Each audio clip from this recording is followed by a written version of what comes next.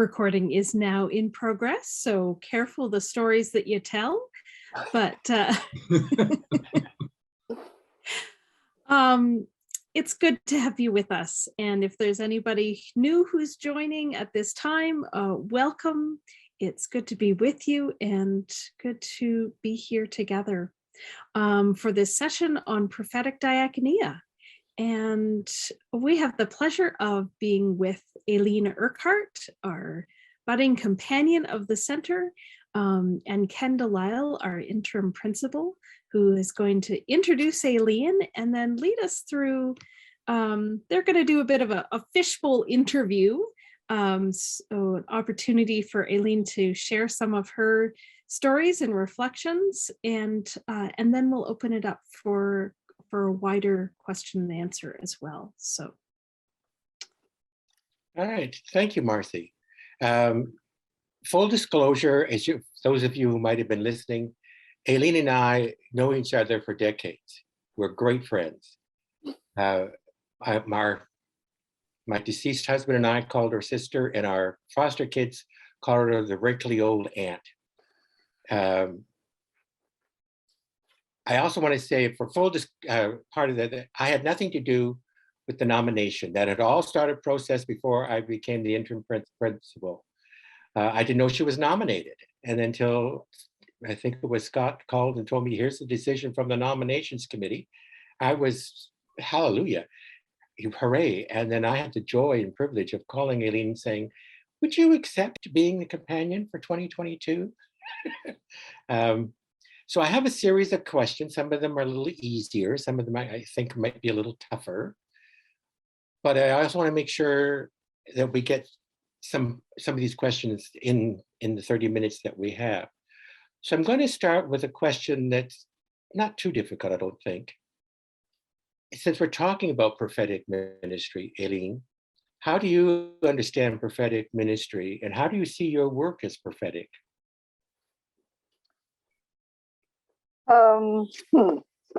That's not the order.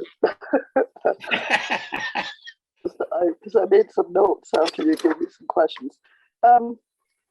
Well, I was remembering a course we did on prophets, and it seemed that they were people who had the daunting task of speaking truth to power, and they mostly had pretty sticky ends.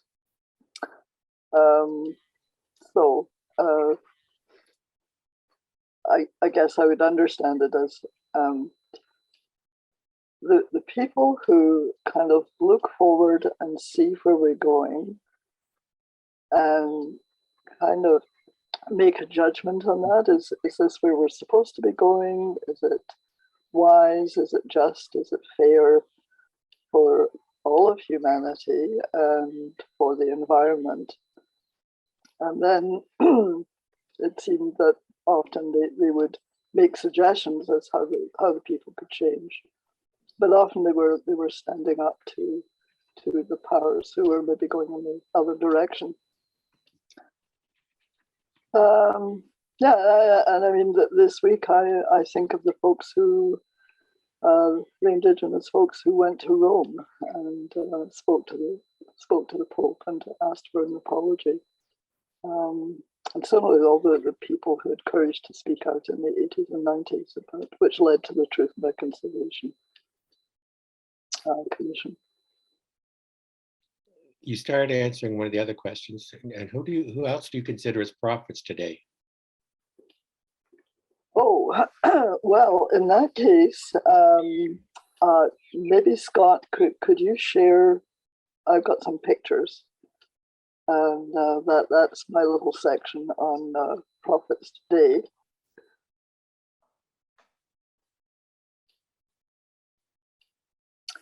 Yeah, so I've always liked this photograph. It's from it's a man called the Man with the Shopping Bag, or the Tank Man, in 1989 in Tiananmen Square. That's a very visual image of standing up to power. And the next one, So that's the gathering in Sudbury in 2016. But the story behind that is the national, I think it was the National Native Council, was formed in about 1980, and they were in March 1985, they were presenting to the General Council Executive.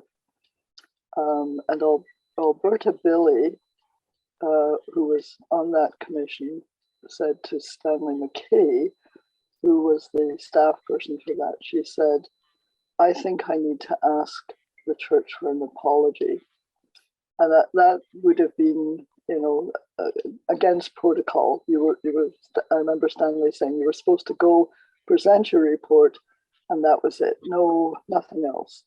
And so he said we realized we were definitely breaking protocol. And apparently there was a bit of confusion and chaos, but eventually the National Executive Council formed a task group, which then resulted in the 1986 apology.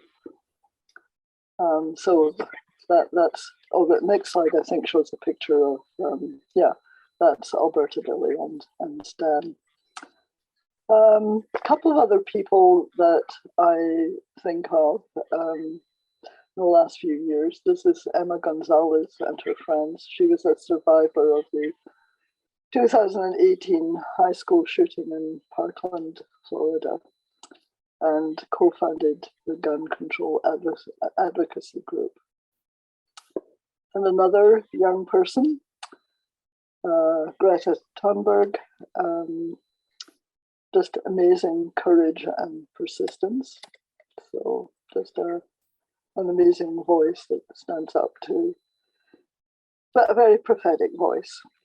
Other folks, all the women who have spoken out for murdered and missing Indigenous women and girls, and there's many of them, and I greatly appreciate being part of a group of women here that support that. And another person, a very favorite person of mine, is Gladys Cook. She was from Sioux Valley, Manitoba, and she attended Elkhorn Lake Residential School.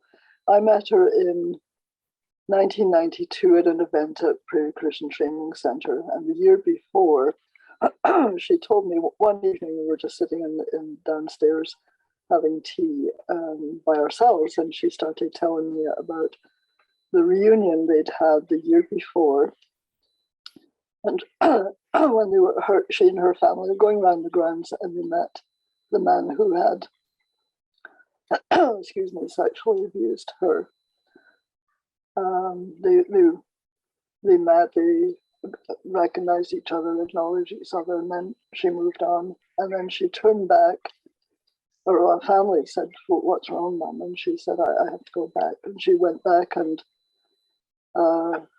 said to the man in front of his family, I forgive you for what you did. And I certainly don't understand that as condoning what he did, but I think for me, what I understood was she was basically handing back the burden that she had carried for all those years. She was handing it back to him so that he had to deal with it. And for her, she said it was a turning point. She's been a marvelous advocate for healing and support of residential school survivors, particularly in the Anglican Church. I think Ted's in the group here today. Ted, you once handed me a little card that said, forgiveness is when you no longer are held back by the past. And that makes me think of Gladys, and it's certainly important for me.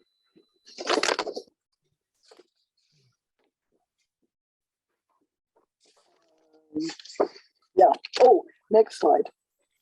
So two of my favorite prophets, because you and John have done so much for lesbian, gay, transgender, bisexual, non-binary folks. So I love those two photographs, the two of you as young people when you first met, and the two of you as you have been for a large part of my life. And I think the next slide shows our lovely family,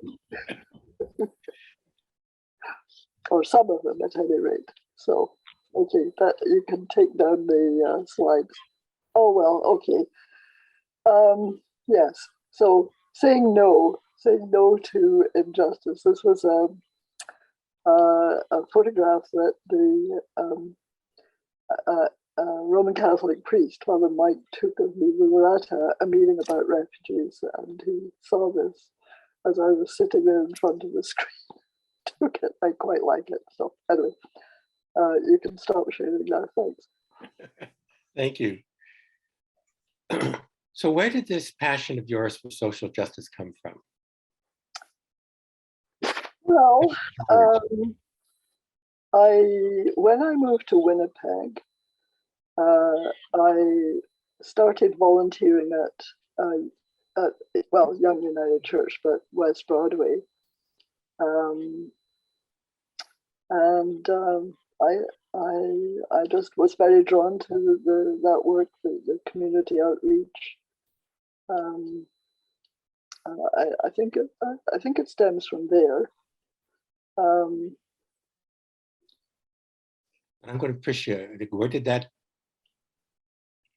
that idea come from? What drove you to want to work with West Broadway?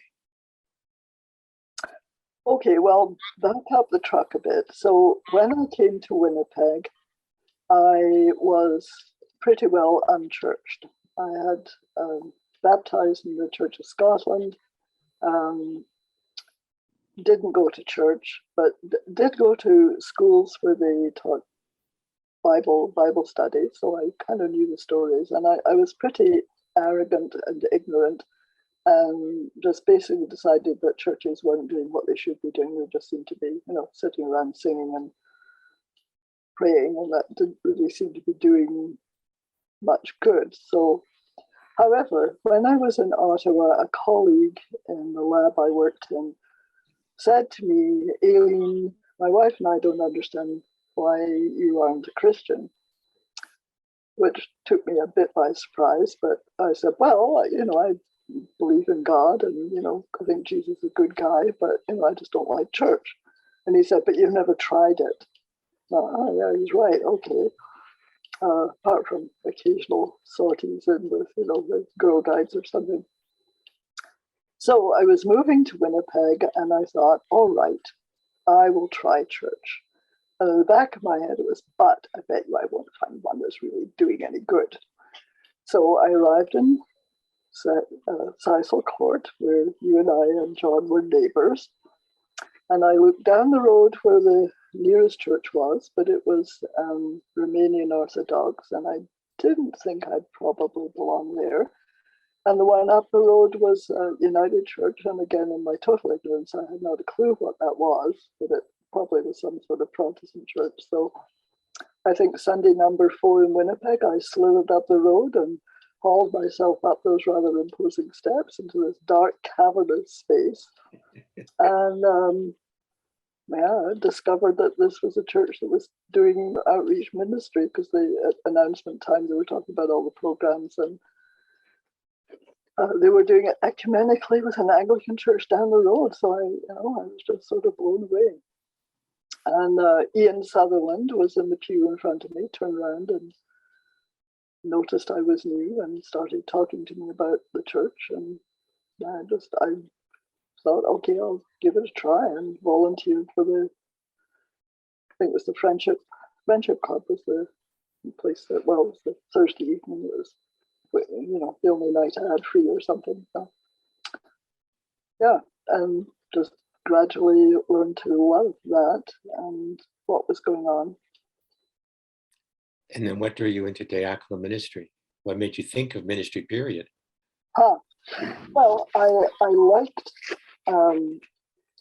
the outreach ministry, and I can't remember which came first. Probably my job at the university was ending, and Don Bailey was leaving. He was the coordinator of West Broadway, and someone said, "Why don't you apply for that?" I thought, "No, I can't. I'm not a minister." And they said, "Well, neither was Don Bailey, and you like the work, so why not?" And I said, "No." And I was busy applying for other jobs. And finally, I thought someone pushed really hard, and so I applied for the job, and I got it. And then I thought, well, I'm doing this, but I haven't a clue what I'm doing. So I started looking for courses that I could take. And I thought really social work is what you should be doing, but you couldn't do the odd social work course at that point. You had to be full-time in the program. So I did the odd course. I think I did a theology course at the University of Winnipeg, which was totally appalling because I was the only lay person. They were all ordained. They were all men, ordained men except one woman. And I couldn't understand the word of what they were saying. It was just terrible. All these big words I didn't know. Use a dictionary to follow around with you.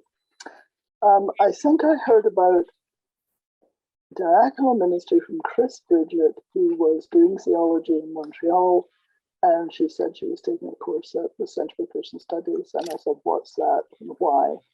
And she told me. I thought, "Oh, yeah, that sounds like interesting." And I wrote away and got a prospectus. And this looks great, but I can't go to Toronto for 3 years, so put that aside. And then sitting in the pew one Sunday mornings, Laura Sundberg sidled up to me and said, "Have you heard about the Western Field-based Diaconal Ministry Program?" And so then that was something that was feasible to do, and still work and live in the same place. And that was how I met you and Karen. And we were commissioned together in '94. Yes. So over the years, is there an event or an episode where you thought, yes, this is why we do the ministry that we do? And if there was, can you tell us about it? Well, I thought of a couple of things. I remember we were doing a bit of an experiment, and I think Karen Douglas, you might have been part of that if you were at Westminster, but we were doing a bit of an experiment of doing kind of informal worship, Bible study, and comparing notes in the different places we were doing that. And so we did that in the drop-in center one afternoon, and I can't remember what the Bible story was, but it was one about welcoming and inclusion. And what really struck me was several people saying, I don't feel I belong in church, meaning Sunday morning, but I feel I belong here. And they started saying why. Well, I don't have good clothes, so I can't go inside. I don't have anything to put in the offering plate. I don't know where to sit, but I might offend somebody. I don't like the way people look at me as though I shouldn't be there. But I feel okay here. And I thought, yeah, that's one of the reasons why we're doing what we're doing. And I think another time was I was settled in Fisher River, which is a Cree community in the Interlake. And I went there in '94, and there people were just beginning to talk about residential school. And there was a huge amount of anger, so much anger, and against the church and white people in general. And I might go down to the post office at the band office to pick up my mail, and someone would stop me and spend quite a bit of time telling me how angry they were with the church in particular, white people in general, and the United Church specifically. And I realized that, because I'd wondered, why am I being settled in Fisher River? Should be an Indigenous person, it shouldn't be me. And I realized then that I was a safe place to vent and for people to share that anger. Certainly wasn't easy. It was awful, but I realized I just had to be there and listen, and to say, yeah, I agree. You have every right to be as angry as you are. And people actually were very kind. Sometimes they'd sort of lean over and pat my hand and say, you know this isn't about you. Oh, yeah. But I think, yeah, that's, I think sometimes where we need to be, where the church needs to be, is listening and being respectful. And now I'm going to go the reverse. Was there a time or an event or an episode when you were so frustrated and angry, you just said, why on earth am I doing this? This is stupid and a waste of time. Yeah, well. There, what did you do? Well, I think of it several times. I mean, when the churches tend to sort of fuss about the color of the carpet and the new paint and whether the floors are clean, and we shouldn't let people in because they make the floors messy.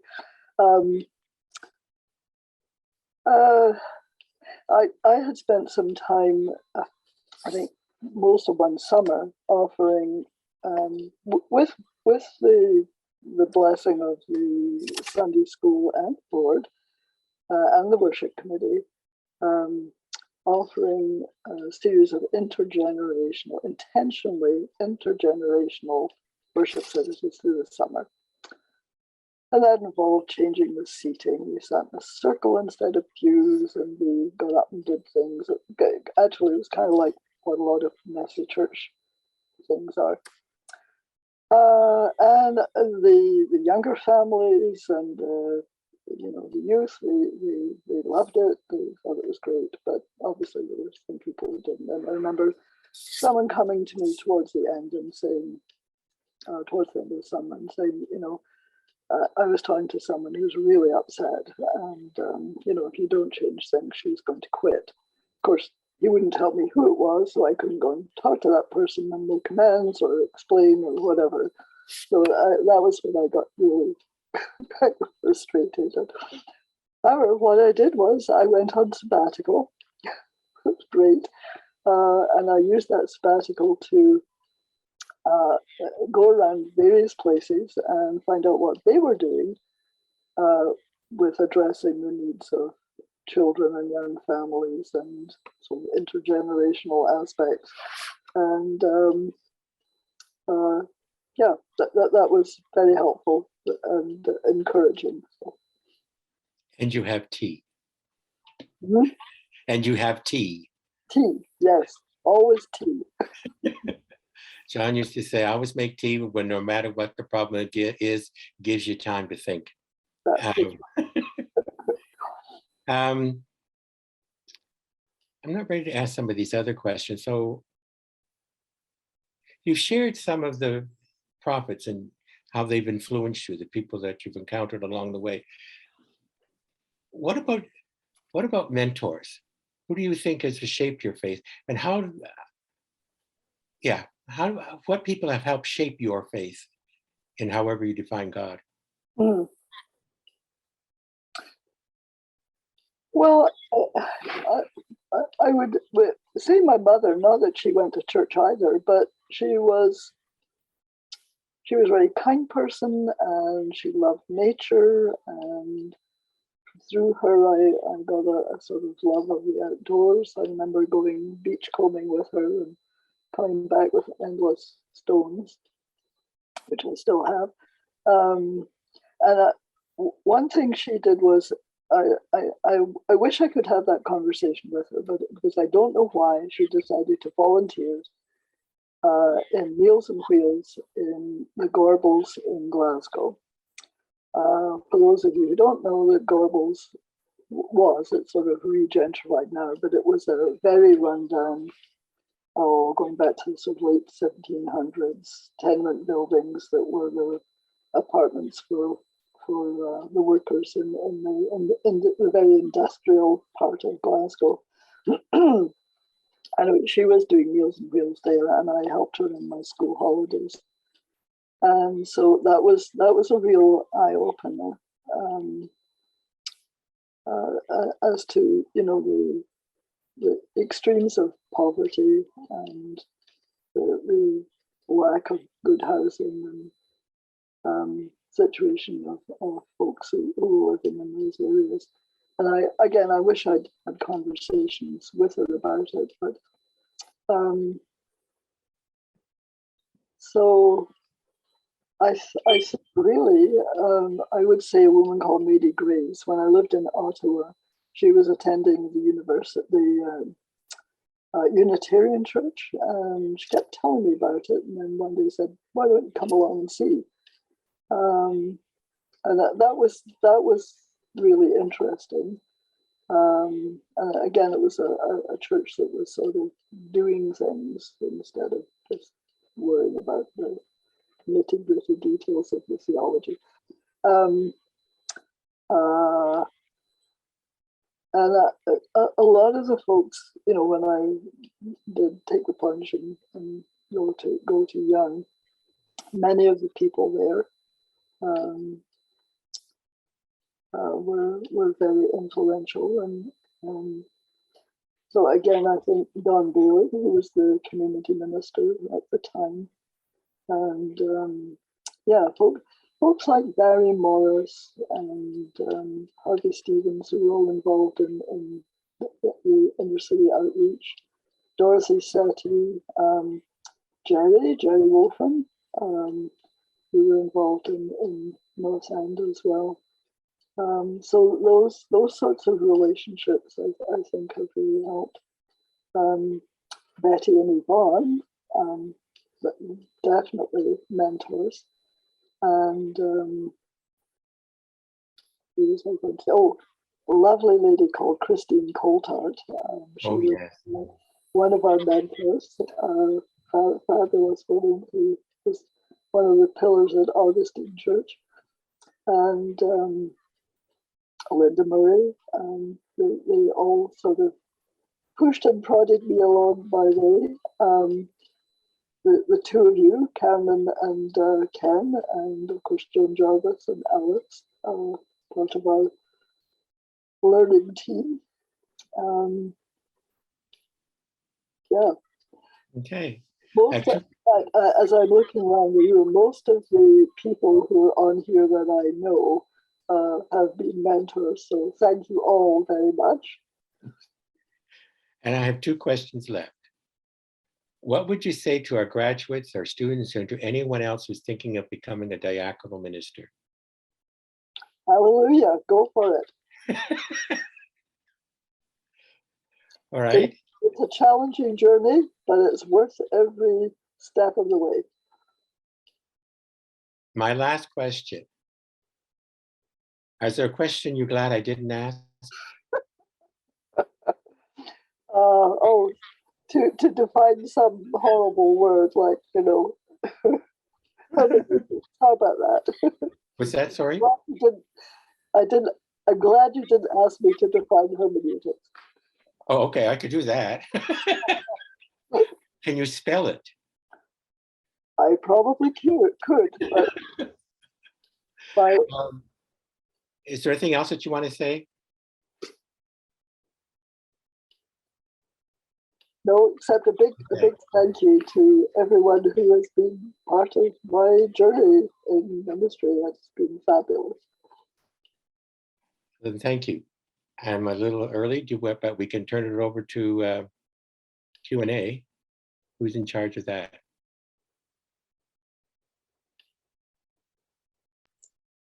Scott, are we doing rock, paper, scissors? I have a question. Absolutely. So just before you start, Karen, just to let people know, we're going to have this time of question and Q&A or questions and reflections with Aileen, and we'll run that until about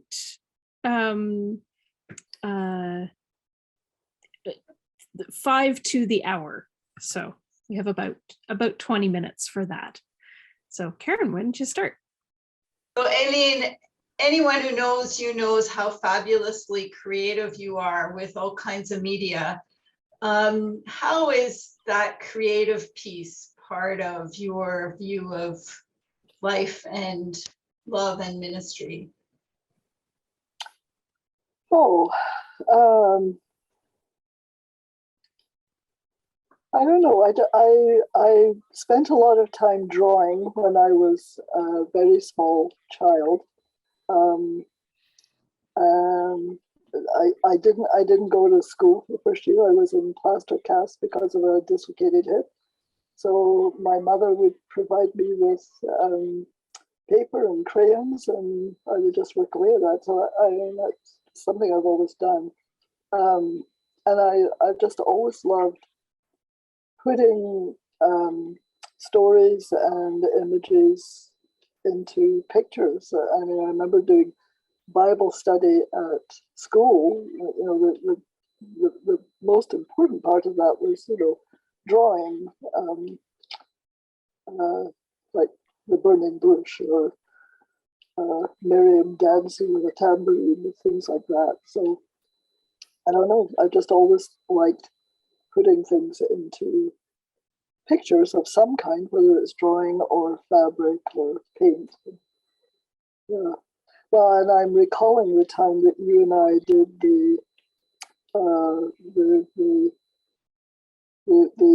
what it was the disjoining video with the paper dolls. yeah. And I remember times, Ted, you and I doing a project on, what was it? The Iron Man? What was the Iron John? Yes, Iron John. Yes, and he had all sorts of props.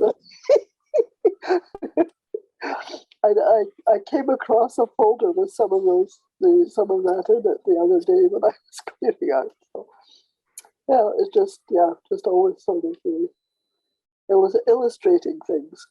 I'm sure Betty got really frustrated because with having to do so many papers, I got really sick of the written word.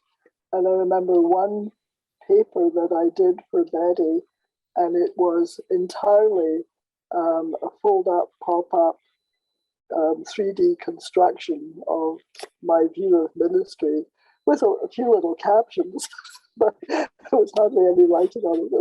It was all paper construction. I think she had to do some assembly required before she could read the paper.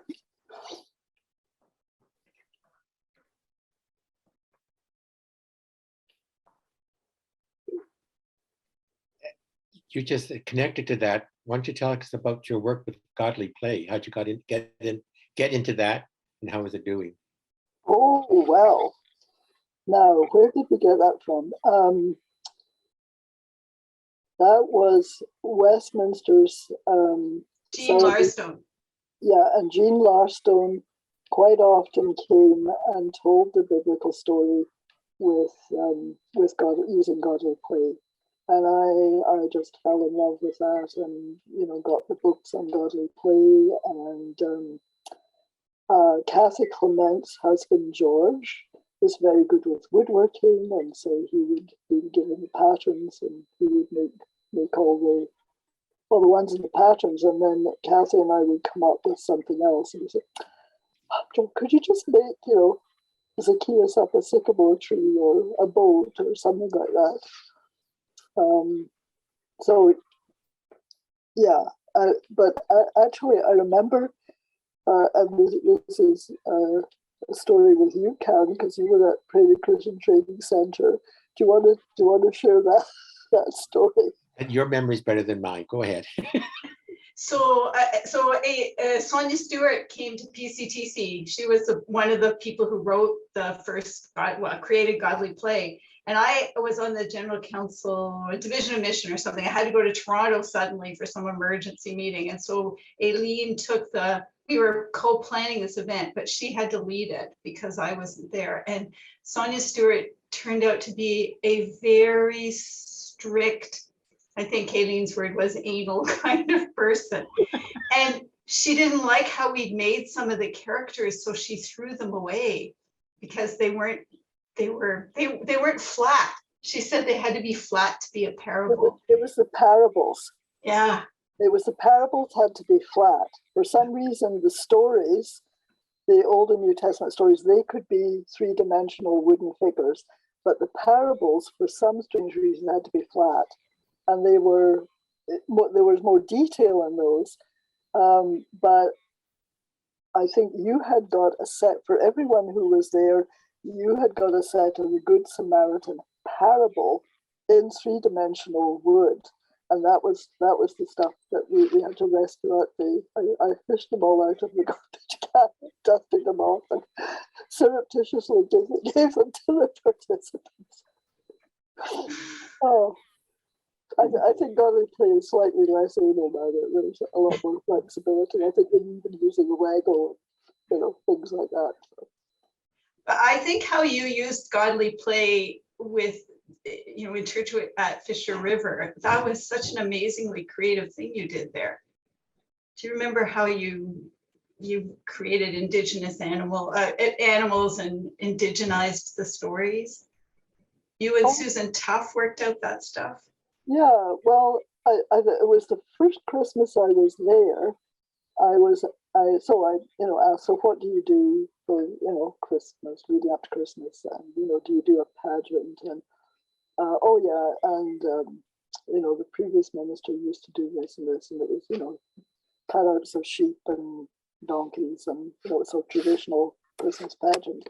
But Dorothy Ann Crate, who taught Cree, she was one of our Sunday school teachers, and she said, but we could do this story, and it was an indigenous version of the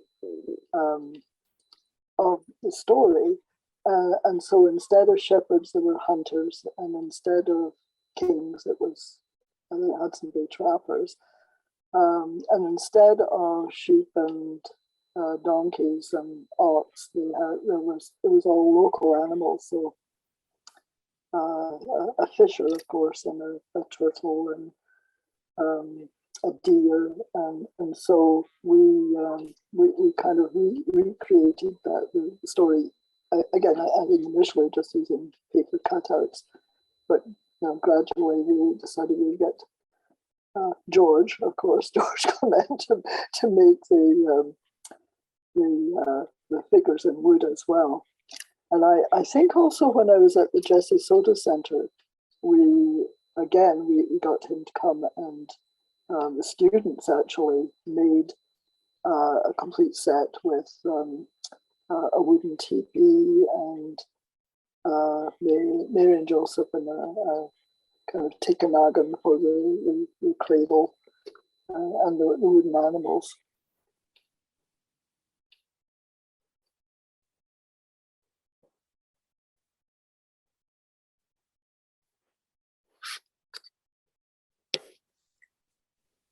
Hello. So what role do you see diaconal ministry doing in the future church? How do you see diaconal ministry, its role in the future church?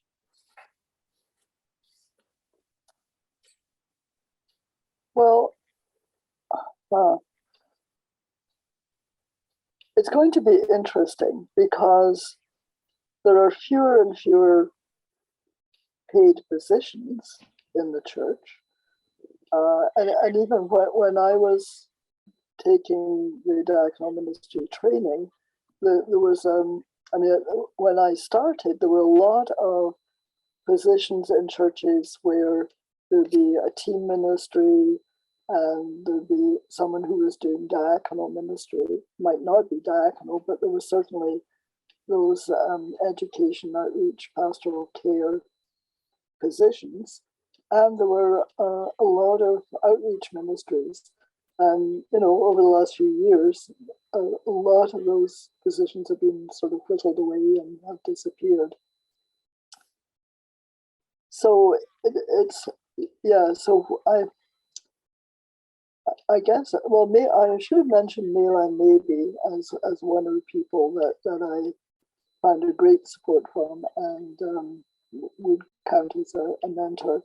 And I remember her talking about diaconal ministry being the place where the church connects with the community. And I think, and that's still true. Not sure how we'll do it, but there needs to be that sense of the church, that the church has to be open and connected to the community to hear what the world is saying and to respond to the needs of the community.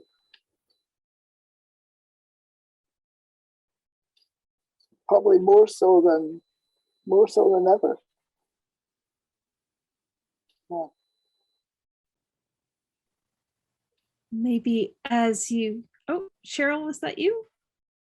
Nope, just touching your, as you're thinking of your questions, Karen, what's the one on your mind, your heart? Well, Aileen, you were mentioning your time at Jesse Soto, and you provided important leadership to the National Theological Education conversations at the time. Similar to the question that Charmaine asked about the future, where do you see theological education for diaconal ministry going? What would you like to see happen? Oh, well, to be honest, I haven't thought about that, but it's a very good question. I certainly hope that the whole sort of diaconal perspective gets included in whatever is going on. So the importance of supporting the Centre for Christian Studies is one of the places that happens.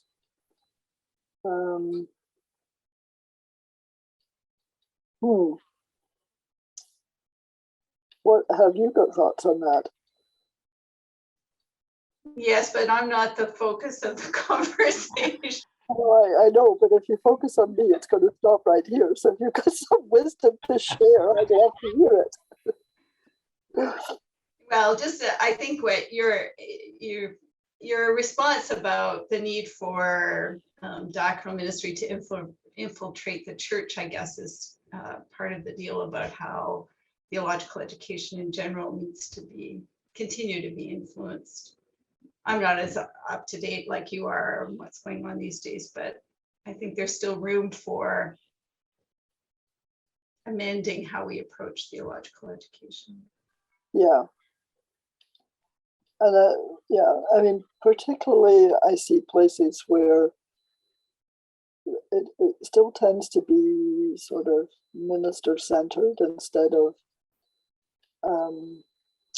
empowering the lay people, the community people to take on leadership roles and to see that as ministry. And I think that's part of the diaconal approach. Yeah, just some of the places I've been involved in through, you know, pastoral relations liaison stuff. You know, places wanting the minister to do everything. And you know, that's not feasible. And so many places now certainly do not have full-time ministry. Lots of places, certainly in the region here, in Sage Pine region, don't have any paid ministry leadership. And so, you know, how do we provide that education and leadership training for the people who are not going to be in paid ministry?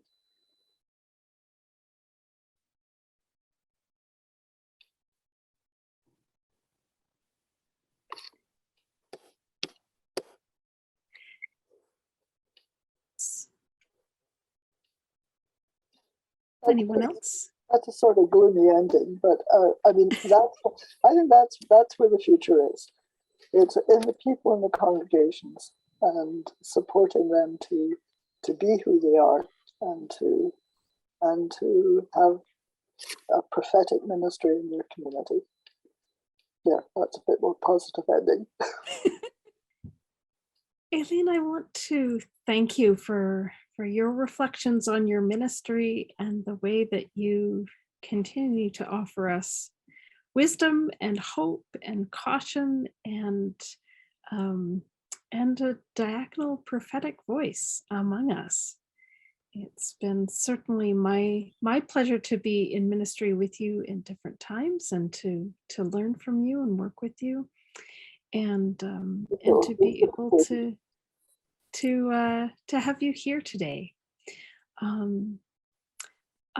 For those who are not currently students and staff, I want to thank you for coming and learning and engaging and sharing your stories and your experiences, and continuing to imagine what prophetic diaconia is and will be in the world, and to continue that tradition of it in your ways, in your communities.